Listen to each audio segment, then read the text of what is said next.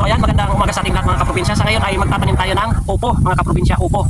Ito ay nabili ko sa from Remgo Seeds mga kaprobinsya, na ito ay certified na buto at magandang klase ito mga kaprobinsya. Mataas yung germination, yung survival ng kanyang buto na mabuhay. So ito mga kaprobinsya, yung previous video ko na pinakita ko sa inyo, inukay ko ito mga kaprobinsya at pinalitan ko ng organic na fertilizer. Yung ipot mga kaprobinsya ng ating alagang pabo at manok na inipon ko mga kaprobinsya. So ito mga kaprobinsya, oh, ayan. So itatanim natin ito mga kaprobinsya dito sa palapala natin na malawak naman mga kaprobinsya. Ayan, oh.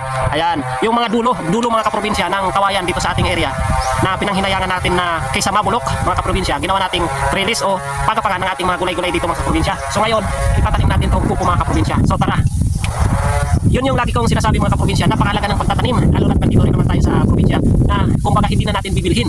So at least mga kaprobinsya, araw-araw iba yung pwedeng lutuin natin na gulay dahil iba-iba yung ating tanim dito mga kaprobinsya.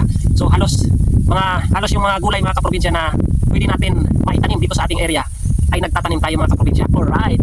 So ayan, tanim na natin mga kaprobinsya. Tara, let's go. Geng.